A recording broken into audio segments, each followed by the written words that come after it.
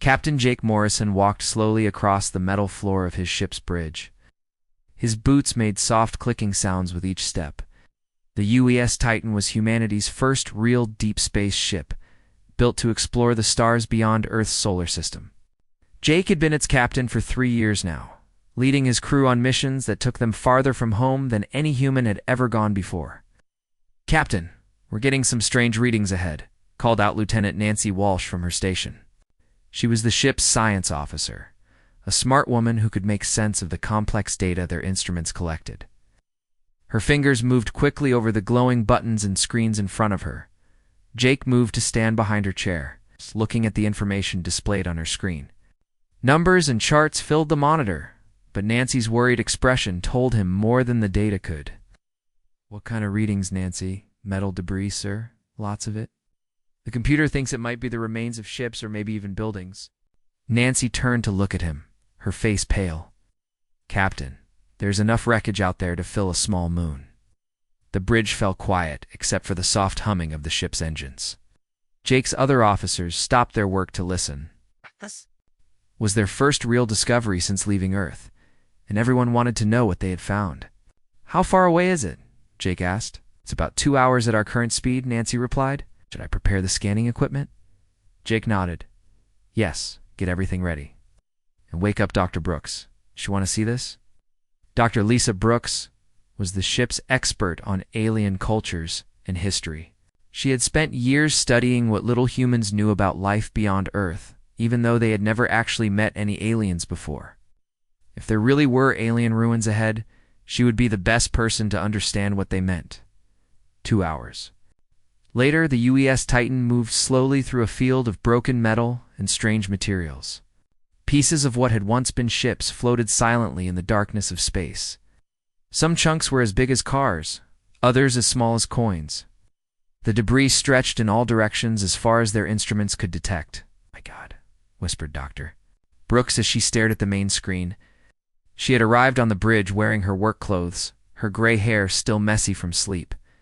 "Jake, this isn't just a few ships. This is the remains of an entire fleet, maybe even an entire civilization." Jake felt a cold feeling in his stomach. "How can you tell?"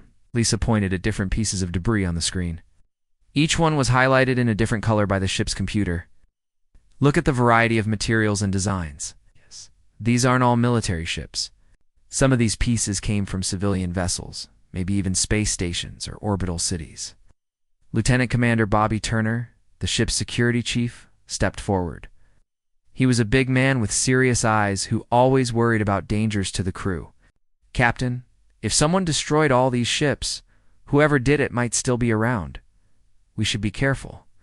Jake understood Bobby's concern, but he also knew this was too important to ignore. "We'll stay alert, Bobby, but we need to learn what happened here. Nancy, can you identify any specific ships or get a closer look at some of the larger pieces?" "Yes, sir. I'm detecting several large sections that still have intact computer systems. If Dr. Brooks thinks it's safe, we might be able to access their data files." Lisa was already putting on her environmental suit. "I want to board one of those sections. If there's any information about what happened here, we need to find it." An hour later, Lisa and a small team floated through the airlock of what had once been a large alien vessel. Their helmet lights cut through the darkness inside the dead ship. The walls were made of a silver-colored metal that humans had never seen before. Strange symbols and writing covered many surfaces. The artificial gravity is gone, but the emergency. "Power is still working," reported Sergeant Kelly Davis, one of the security officers with the team. "Some of the computer terminals are still active." Lisa moved to the largest terminal and began studying the alien writing on its screen. She had learned to recognize patterns in unknown languages during her years of study. After several minutes, she began to understand some of the symbols. "This is incredible," she said over the radio to Captain Morrison. "Jake, these aren't just random symbols. This is a real language, and I think I can figure out some of it. Give me a few more minutes." On the bridge of the Titan, Jake waited nervously. His crew monitored the away team's life signs and kept watch for any signs of danger. The debris field remained silent and empty, but everyone felt the weight of the mystery they had discovered. "Captain," Lisa's voice crackled over the radio. "I found something." These aliens called themselves the Kalari. According to their records, they were attacked by something called the Dominion Empire. Jake, this wasn't a battle between two equal forces. This was a massacre. Jake felt his hands tighten into fists. What do you mean, Lisa? The Kalari were peaceful. They had families, children, art, music. The Dominion gave them a choice: become slaves or die. When the Kalari refused to surrender, the Dominion killed every single one of them. Men, women, children, everyone. The bridge of the Titan became very quiet. Jake could hear his own heartbeat in his ears. How long ago did this happen?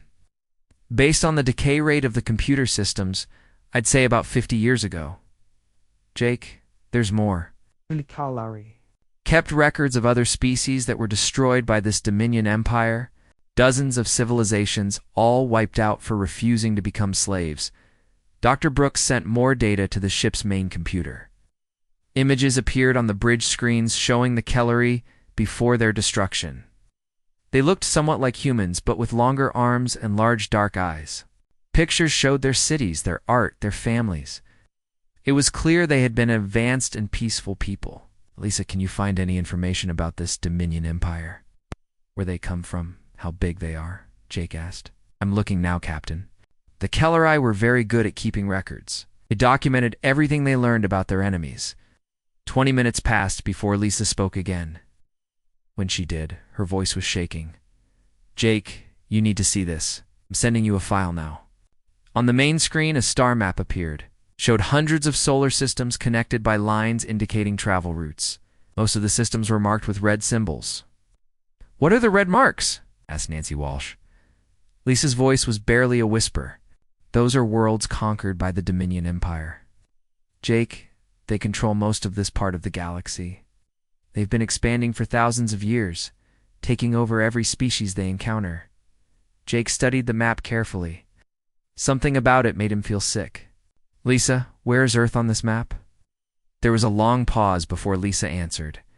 Jake, Earth isn't on this map.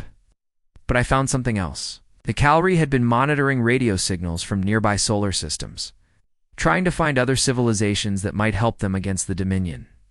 They detected signals from Earth's solar system. Jake felt like he couldn't breathe. What kind of signals? Television broadcasts, radio shows, military communications. Jake, the Dominion knows about Earth. They've known about us for decades. According to these files, they've been watching us, waiting for us to develop space travel before they make their move. The bridge was completely silent except for the humming of the ship's systems. Every person there understood what Dr. Brooks had just told them. Earth was next on the Dominion's list. Lisa, get back to the ship immediately, Jake ordered. Bring everything you can carry. We need to get this information back to Earth as fast as possible. As the away team returned to the Titan, Jake stood, looking at the star map still displayed on the main screen. Somewhere out there was an empire that had destroyed dozens of civilizations. They were coming for Earth. Admiral Kate Sullivan sat in her office on the space station that orbited Earth. Through the large window, she could see the blue and white planet below. It looked peaceful and beautiful, but Kate knew that peace would not last much longer. Reports from Captain Morrison and his crew had changed everything. The door to her office opened, and General Ryan Parker walked in. He was a tall man with gray hair who had spent 30 years in Earth's military. His face looked tired, but his eyes were sharp and focused. Behind him came Dr. Amanda Foster, Earth's best scientist when it came to alien technology. Kate, we need to talk, Ryan said as he sat down in the chair across from her desk. The President has read Morrison's report. She's calling for an emergency. Meeting of all world leaders tomorrow? Kate nodded. She had expected this. When humanity learned that aliens were coming to destroy or enslave them, everything would have to change. What's the plan, Ryan? Total mobilization, he answered.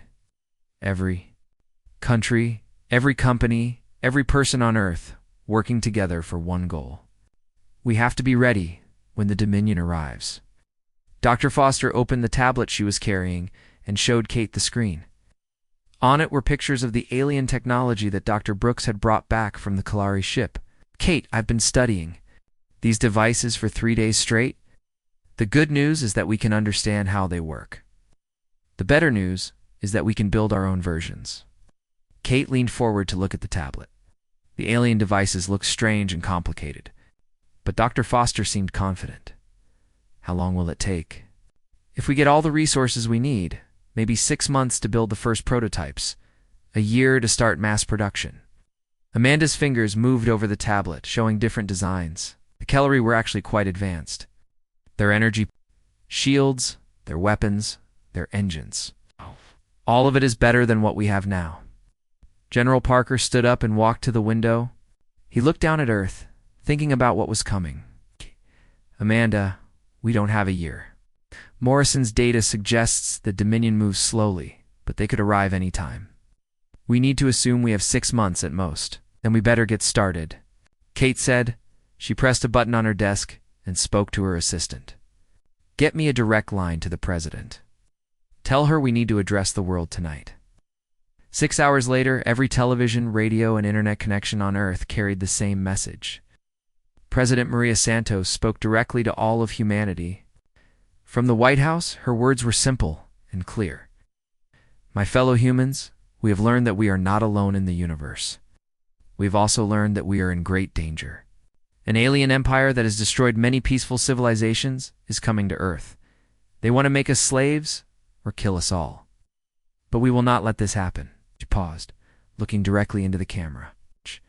Starting tomorrow, every nation on Earth will work together to defend our home. We will build weapons, ships, and defenses like nothing the universe has ever seen. We will show these aliens that humans do not surrender. We fight. The response was immediate and overwhelming. In every country, people volunteered to help in any way they could. Factories that made cars began making weapons. Companies that built computers started working on alien technology. Universities focused all their research on military applications. Commander Billy Chen took charge of building Earth's new space fleet.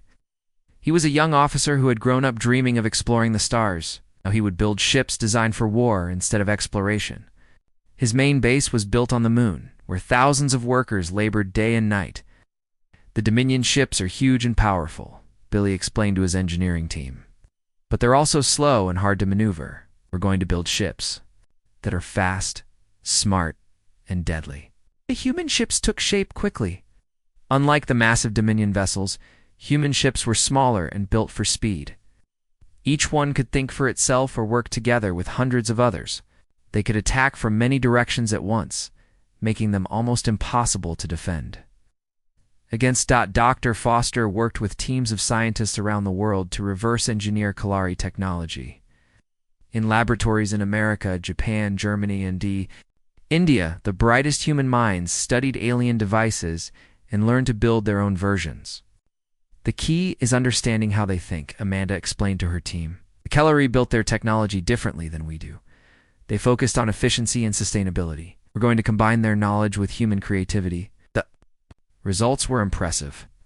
Within 3 months, human scientists had built energy shields that were stronger than anything the Kellery had possessed. Human weapons could cut through the strongest alien armor. Most importantly, human ships could travel faster than light, without the massive engines the Dominion required. Colonel Beth Martinez spent her time studying every piece of information the Kellery had collected about Dominion military tactics.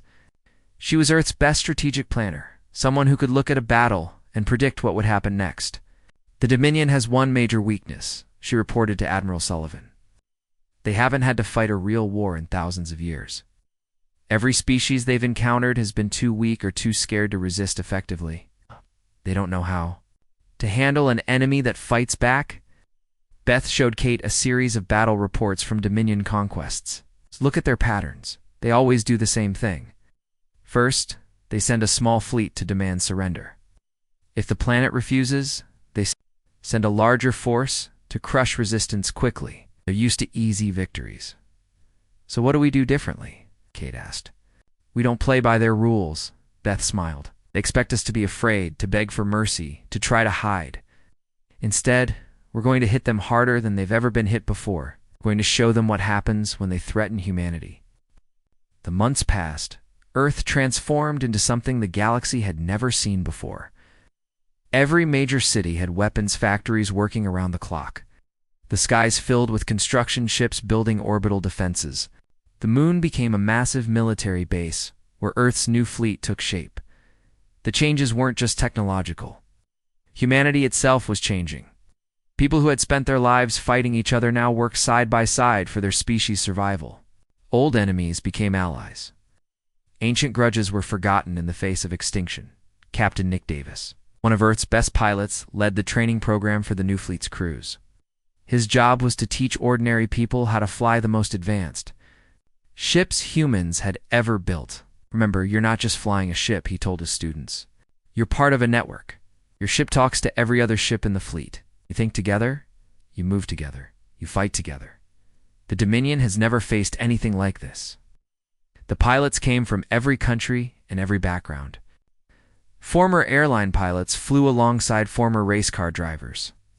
Video game players who had never left their homes learned to command real starships.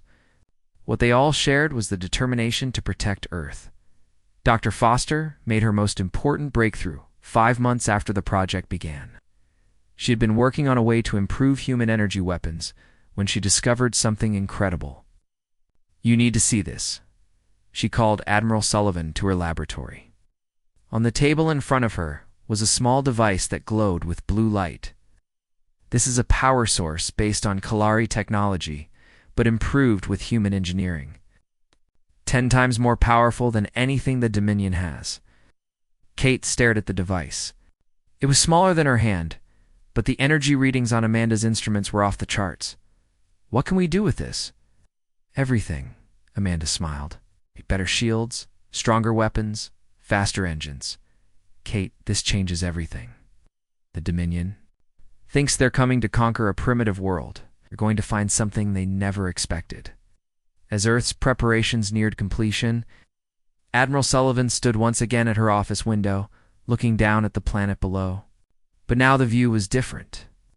Orbital defense platforms surrounded Earth like protective jewels. Shipyards on the moon launched new vessels every day. The planet that had once seemed so peaceful now bristled with the most advanced military. Technology in the galaxy, Captain Morrison's ship, the U.S. Titan, had returned to Earth with more intelligence about Dominion fleet movements.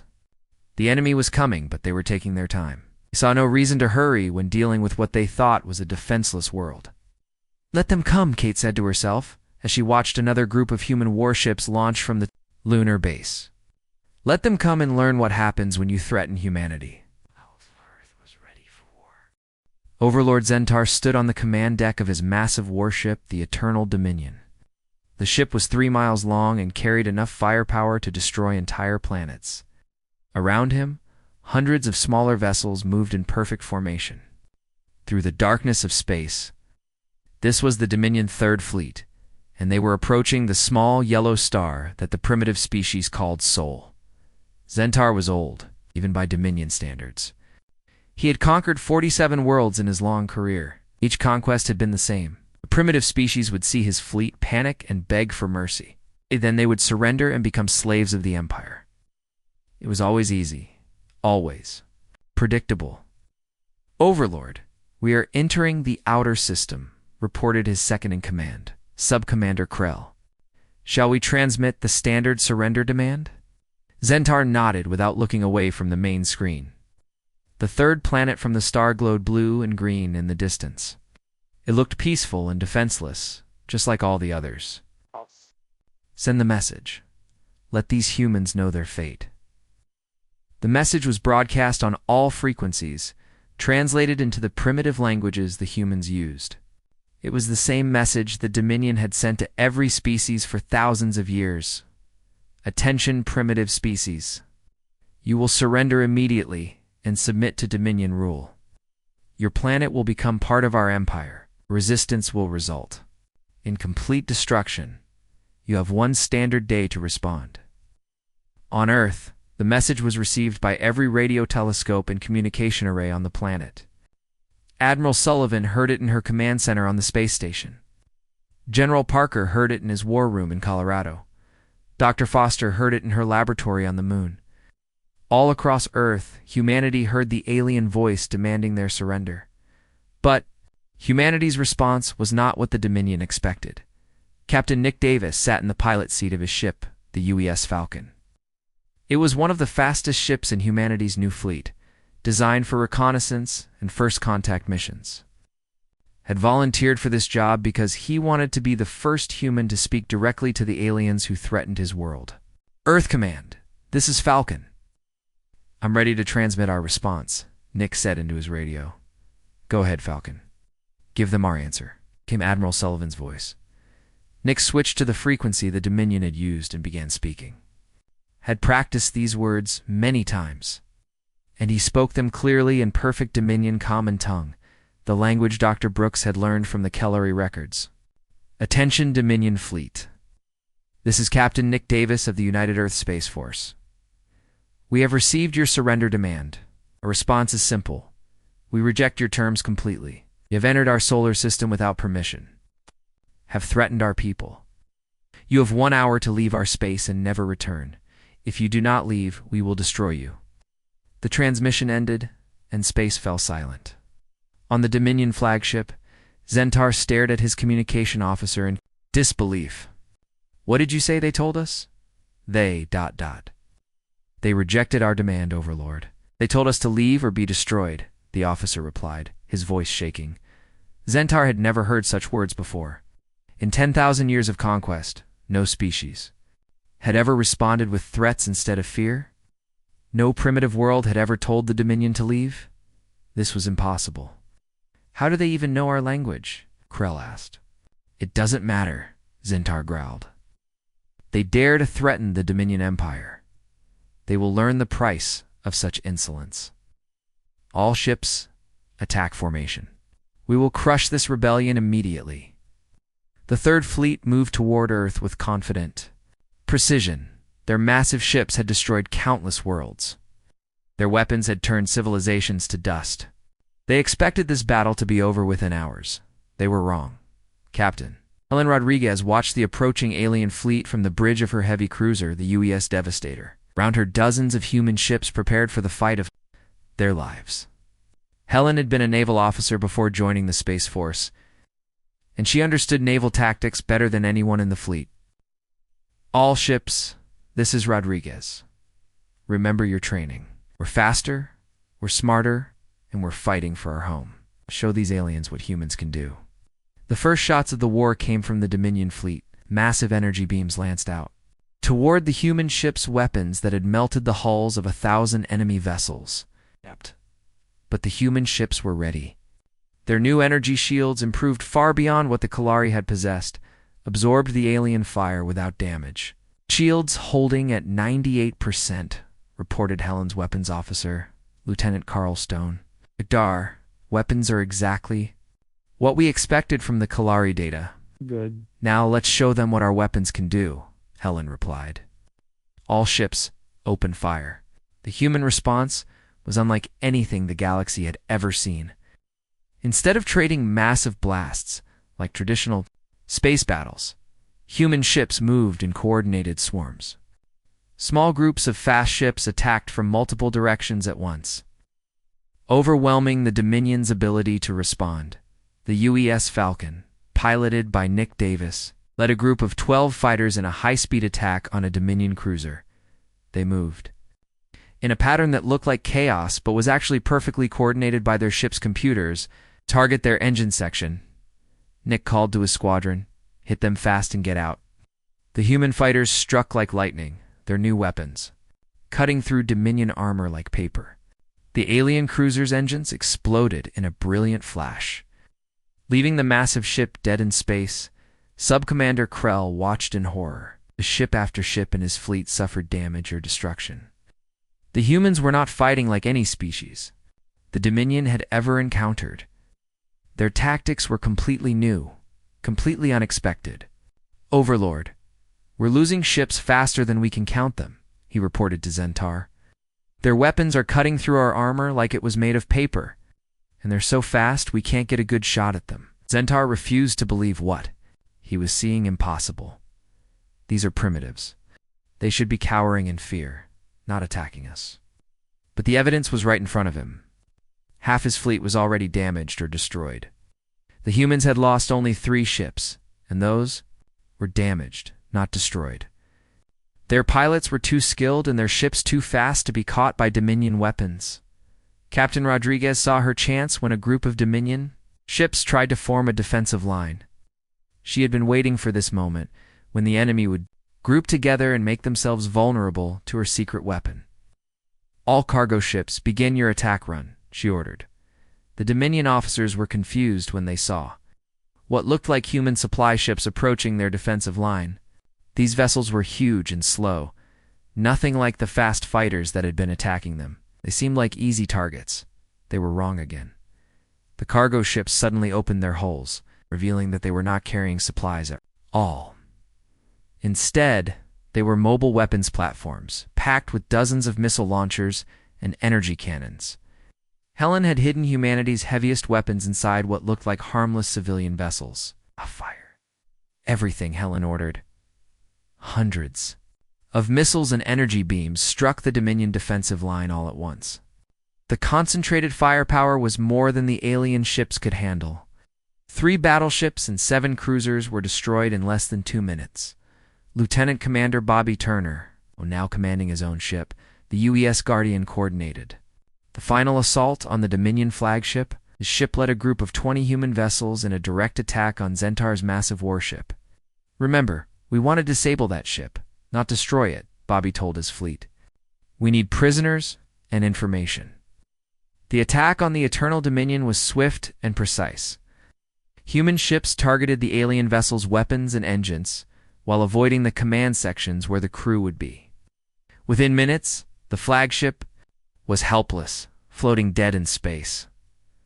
Overlord Zentar stood on his bridge, surrounded by smoke and sparks from damaged equipment.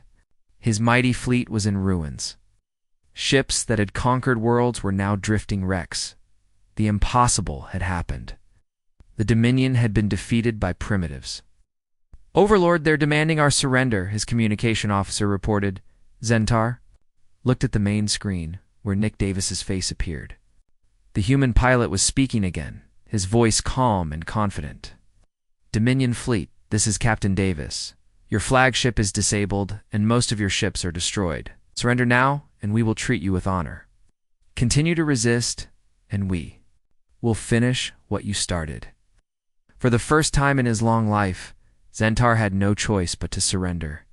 The Dominion Third Fleet, which had expected an easy conquest, had instead suffered the worst defeat in the Empire's history. We surrender," Zentar said quietly.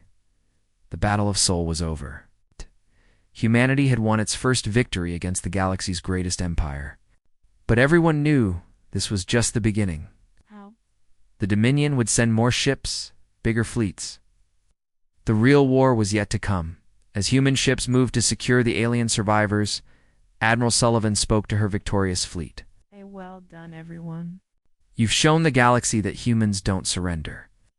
But this is just the first battle. The enemy will be back, and they'll be ready for us next time. We need to be ready too." The age of human warfare among the stars had begun. Emperor Krulthax sat on his golden throne in the heart of Dominion Prime, the capital world of his vast empire. The throne room was enormous, with walls that stretched up so high they disappeared into darkness. Ow. For 10,000 years, this room had been the center of galactic power. From here, Krulthax ruled over 3,000 worlds and billions of slaves. But today, the Emperor was not feeling powerful. He was feeling something he had never experienced before: fear. "Tell me again what happened at Sol," he commanded the trembling messenger who knelt before his throne. "Great Emperor, the Third Fleet has been destroyed. Overlord Zentar is a prisoner of the humans.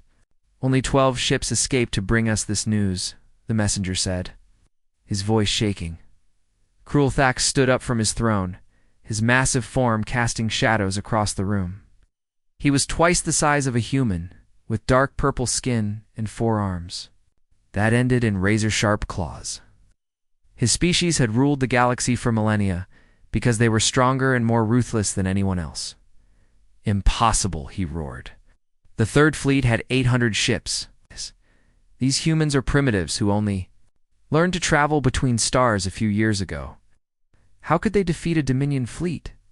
The survivors say the humans fought differently than any species we have encountered. Great Emperor.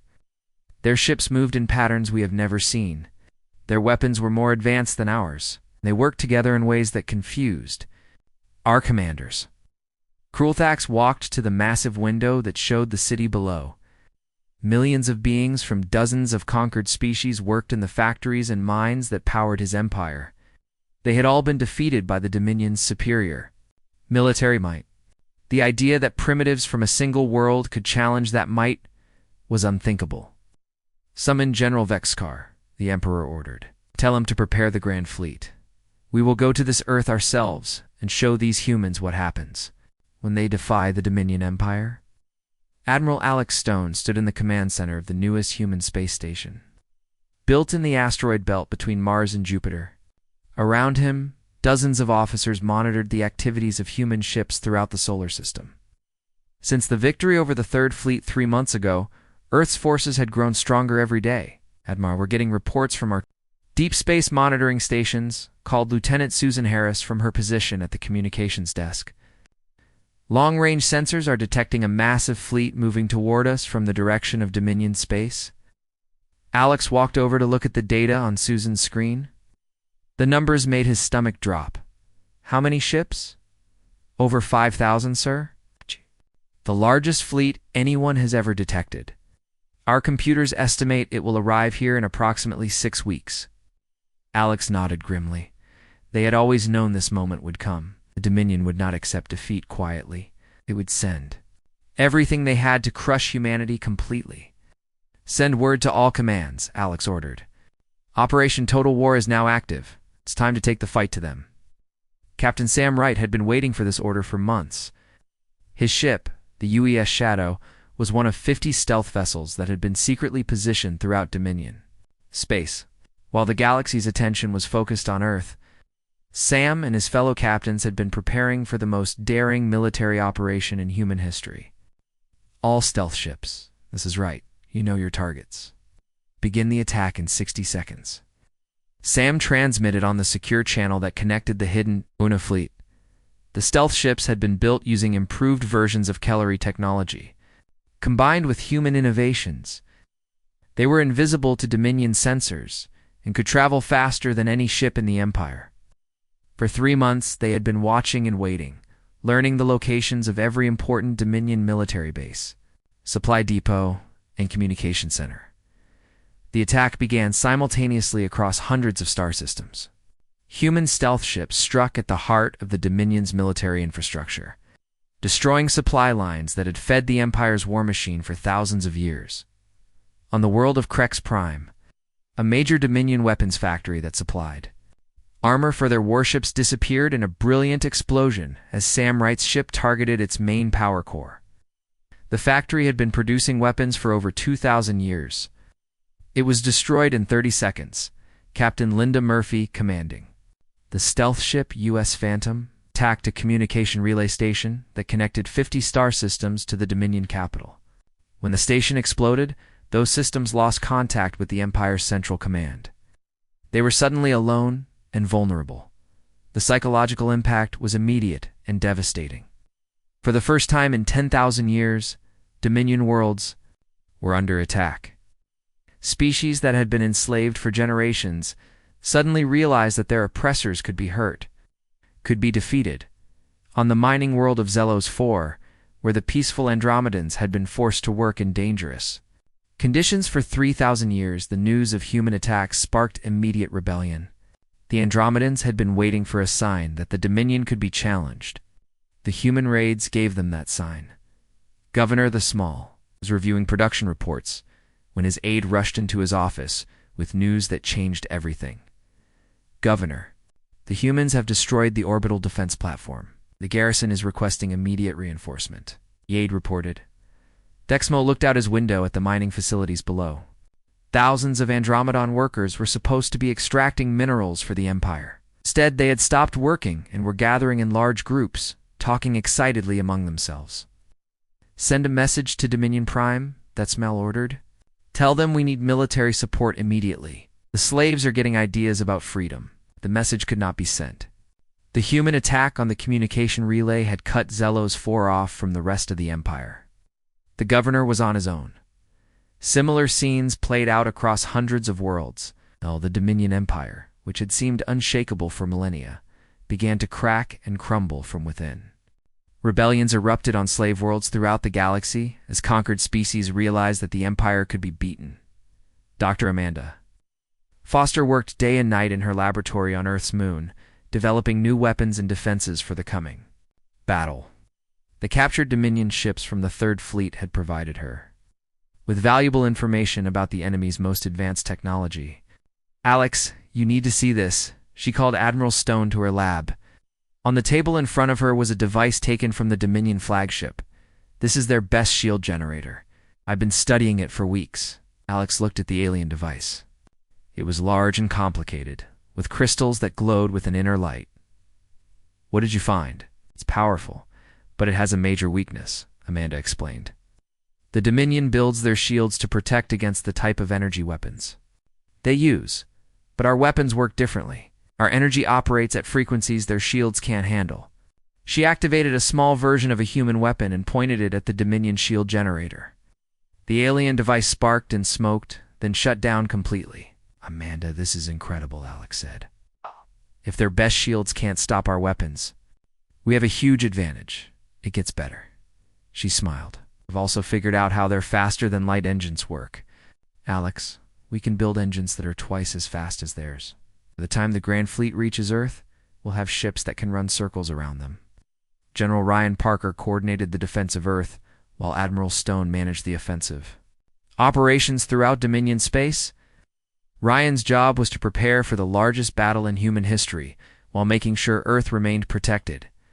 "The orbital defense platforms are complete," he reported to the World Defense Council. "We have energy cannons that can destroy battleships, missile systems that can track thousands of targets at once, and shield generators that can protect the entire planet." But Ryan knew that fixed defenses would not be enough. The Dominion Grand. The fleet was larger than anything humanity had ever faced. Earth's survival would depend on mobility tactics and the courage of their pilots. Commander Billy Chen had spent the months since the first battle expanding humanity's space fleet. The lunar shipyards now produced 3 new warships every day. Each ship was better than the last. Incorporating lessons learned from the victory over the Third Fleet, "We now have over 800 combat vessels," Billy reported to Admiral Stone. "Each one is faster and more heavily armed than anything in the Dominion fleet. Our pilots have trained constantly and they're ready for anything." The new human ships were marvels of engineering. They combined the best of human and Kalari technology with innovations that neither species had imagined alone. Each ship could operate independently or as part of a coordinated fleet. Their artificial intelligence systems allowed them to react faster than any biological crew could manage. Captain Tony Miller, one of Earth's best fighter pilots, tested the newest human starfighter in combat exercises near Jupiter. The ship responded to his thoughts almost before he could form them, moving through space with grace and deadly precision. "This is incredible," he reported to Billy Chen. "It's like the ship knows what I want to do before I do it. The Dominion pilots won't know what hit them." Admiral Jake Morrison stood on the bridge of his flagship to use Liberation as the human fleet approached Dominion Prime. Around him, 800 of humanity's best warships moved through space in perfect formation. Behind them, the once mighty capital world of the galaxy's greatest empire burned with the fires of revolution. "Admiral, we're receiving surrender signals from the remaining Dominion defense platforms," reported Commander Kelly Davis from her position at the communications station. "The planetary government is requesting immediate negotiations." Jake looked at the main screen, which showed the planet below. Dominion Prime had been the center of galactic tyranny for 10,000 years. From this world, countless species had been enslaved or destroyed. Now, smoke rose from its great cities as freed slaves fought their former masters in the streets. "Tell them we'll accept their surrender after we complete our primary mission," Jake replied. "We didn't come all this way just to take their surrender. Came to end their empire forever." The battle for Dominion Prime had not gone as anyone expected. When Admiral Stone's strategy succeeded, Dominion Grand Fleet had been forced to turn back from Earth to defend their homeworld.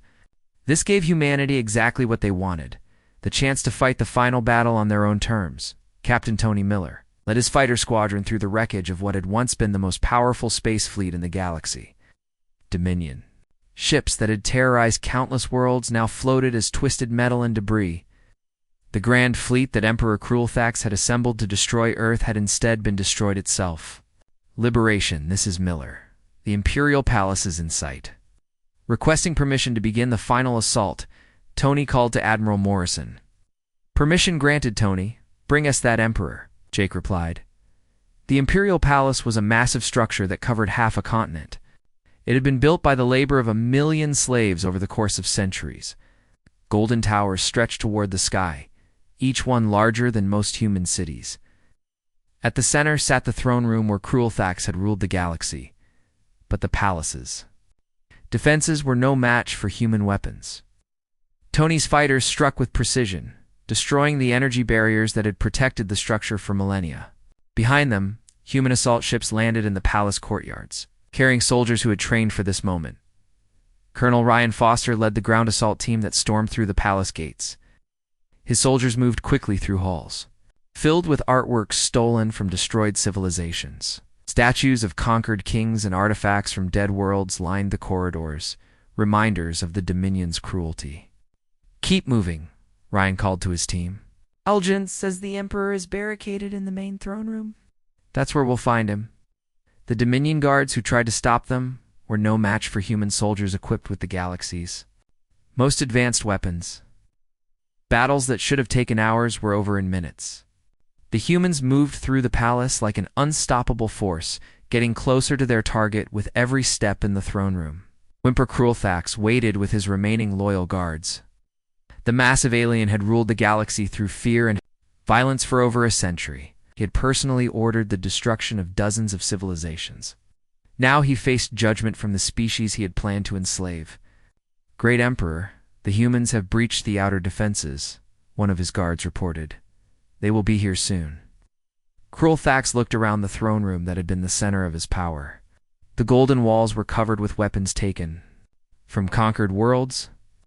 The floor was made from stones quarried by slaves who had died in the mines. Everything in this room represented the suffering of countless beings. How did this happen? He asked himself. How did primitives from a single world destroy an empire that has stood for 10,000 years? The answer came when the throne room doors exploded inward and human soldiers poured through the opening. Colonel Foster led his team into the chamber, their weapons trained on the Emperor and his guards. Is Emperor Cruelthax, by the authority of the United Earth Federation, and on behalf of every species you have enslaved or destroyed, you are under arrest for crimes against sentient life, Ryan announced. The Dominion guards raised their weapons, but they were outnumbered and outgunned. Human soldiers had trained for urban combat and close-quarters fighting. The brief battle was over before it really began. Cruelthax found himself surrounded, his guards defeated or surrendered. For the first time in his long life, he was powerless. The being who had commanded the deaths of billions now faced the judgment of those he had considered inferior. "You cannot do this," he said, his voice shaking with rage and disbelief. "I am the Emperor of the galaxy. I rule over 3,000 worlds." "Not anymore," Ryan replied calmly. "Your empire is finished. Your fleets are destroyed. Your slaves are free. You're just another war criminal waiting for trial." Captain Lisa Brooks, now serving as humanity's chief diplomat, arrived at the palace to oversee the transition of power. She had spent the months since her discovery of the Kellery ruins learning about all the species the Dominion had oppressed. Her job was to help them rebuild their civilizations. "Ryan, excellent work," she said as she entered the throne room. "The provisional government is ready to take control of the planet. Representatives from 43 liberated species are already on their way, here to participate in the new Galactic Council." Lisa looked at Emperor Cruelthax, who now sat in chains where his throne had once stood. "You're looking at the end of 10,000 years of tyranny," she told him. "Your empire murdered entire civilizations, but those civilizations will be remembered and honored. They'll be remembered too, but as a warning about what happens when power corrupts completely. The news of Krulthak's capture spread across the galaxy within hours. On world after world, the remaining Dominion forces laid down their weapons. Without their emperor and their grand fleet, the Empire simply ceased to exist. 10,000 years of oppression ended in a single day. Admiral Morrison received reports from human commanders throughout Dominion space. Captain Sam Wright reported that the last Dominion military base had surrendered without a fight. Commander Billy Chen confirmed that former slave worlds were declaring their independence. Dr. Amanda Foster announced that human technology was already being shared with liberated species to help them rebuild. Jake, we did it. Admiral Stone's voice came over the communication system from Earth. The galaxy is free. Every species that the Dominion enslaved is now independent. The age of galactic tyranny is over. But liberation was only the beginning. The challenge now was building something better than what had come before. Lisa Brooks worked with representatives from dozens of species to create the Galactic Federation, an alliance based on freedom and cooperation rather than conquest and oppression. The first meeting of the Federation took place in the same throne room where Krulthak had once ruled. But instead of a single tyrant making decisions for the galaxy, representatives from free worlds work together to solve problems and build a better future. We gather here not as conquerors, but as liberators. Jake Morrison addressed the assembly. Humanity didn't fight this war to build our own empire. We fought to ensure that no species would ever again face the choice between slavery and extinction. The Andromedan representative, whose people had been enslaved for 3,000 years, stood to speak. The humans could have demanded tribute. From us, they could have claimed our worlds as payment for our freedom. Instead, they offer us partnership and friendship. This is something the galaxy has never seen before. One by one, the representatives of freed civilizations stood to pledge their support for the new Federation. The Kellery, whose extinction had first warned humanity of the Dominion threat, were remembered with a moment of silence. Their sacrifice had not been in vain. Dr. Foster announced the Federation's first major project, sharing advanced technology with every member species. No world will be left defenseless, she explained. No species will face extinction alone. We will explore the galaxy together, learn from each other, and protect each other. General Parker, now serving as the Federation's military commander, outlined the new defensive strategy. We're not building an army of conquest like the Dominion did. We're building a force that exists only to protect freedom and prevent any future tyrants from rising to power. Captain Davis was assigned to lead the exploration fleet that would map the galaxy and search for any remaining Dominion holdouts. Her ships would also look for new civilizations that had been hidden during the Empire's reign of terror, as the Federation took shape. Emperor Krulthak was tried for his crimes in a court that included judges from every species the Dominion had oppressed. The trial lasted 3 months and heard testimony from thousands of survivors. The evidence of the Empire's atrocities filled entire libraries. When the verdict was announced, Krulthak was sentenced to life imprisonment on a remote world where he would spend his remaining years reflecting on the consequences of his actions. He would live, but he would never again have power over others. Captain Morrison stood once more in the palace that had once been the center of galactic oppression.